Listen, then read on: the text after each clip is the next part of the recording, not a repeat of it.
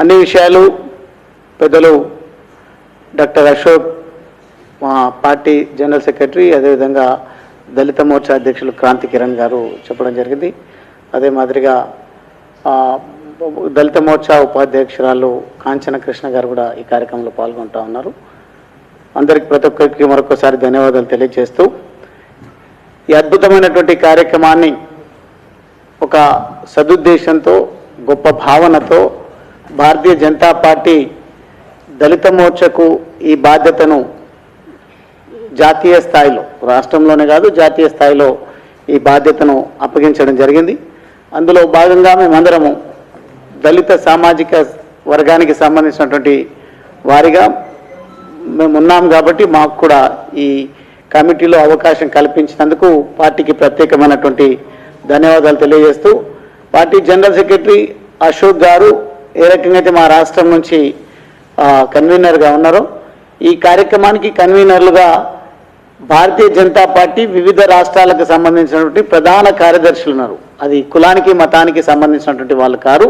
Party ప్రధాన కార్యదర్శులకు ఈ అవకాశం ఇవ్వడం జరిగింది. ఈ మాట నేను ఎందుకు ఉచ్చరిస్తా ఉన్నానంటే, పార్టీ ఉద్దేశము ఓ గొప్ప సంత్కు సంబంధించినటువంటి ఈ భావనను, వారి చింతనను క్షేత్రస్థాయికి తీసుకువెళ్ళాలంటే ఎవరిపైనో బాధ్యత ఇచ్చి వదిలివేస్తే ఈ కార్యక్రమం విజయవంతం కాదు అనే ఉద్దేశంతోన పార్టీ మొత్తానికి ఈ బాధ్యతను అప్పగించడం జరిగింది. అందులో ప్రధానంగా దళిత మోర్చా ముందుండి కార్యక్రమాన్ని నడిపిస్తుంది అని చెప్పడం నా ఉద్దేశం.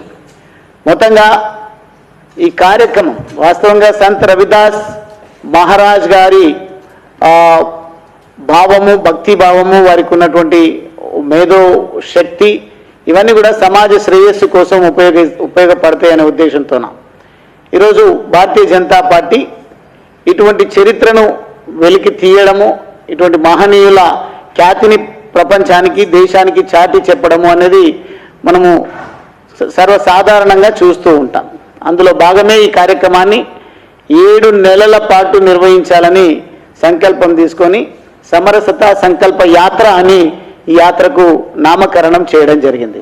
కాబట్టి తప్పకుండా మేము చేపట్టబోయేటువంటి, నిర్వహించబోయేటువంటి ఈ కార్యక్రమానికి భారతీయ జనతా పార్టీకి సంబంధించినటువంటి వారే కాకుండా సమాజంలో దేశభక్తి కలిగినటువంటి వాళ్ళు, భక్తిభావం కలిగినటువంటి వాళ్ళు ప్రతి ఒక్కరు కూడా ఈ యాత్రను దిగ్విజయం చేసే దాంట్లో ముందు వరుసలో ఉంటారని మేము విశ్వసిస్తూ ఉన్నాం.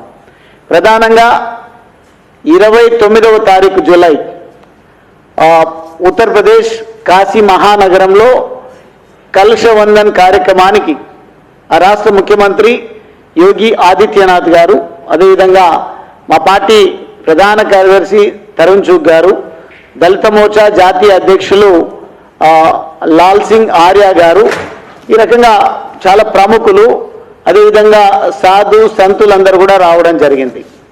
ఇది కేవలం ఒక కులానికి మతానికి సంబంధించినట్టుగా ఎవరు కూడా భావించాల్సినటువంటి అవసరం లేదు.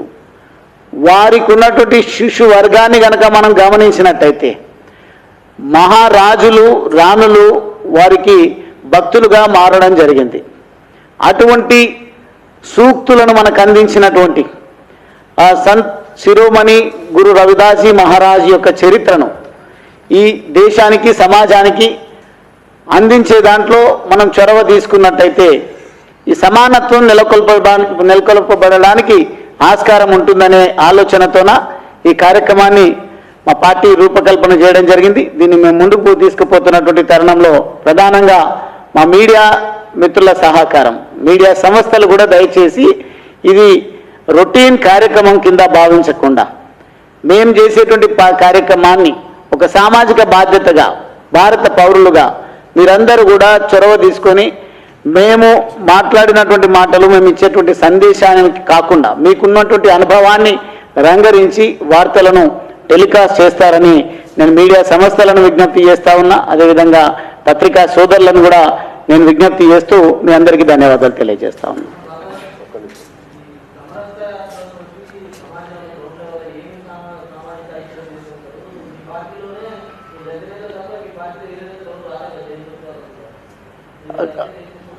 విద్యాసాగర్ గారు, అందుకని చాలా ప్రత్యేకంగా మా పార్టీ మా ప్రధాన కార్యదర్శి గారి గురించి నేను వర్ణించి చెప్పడం జరిగింది.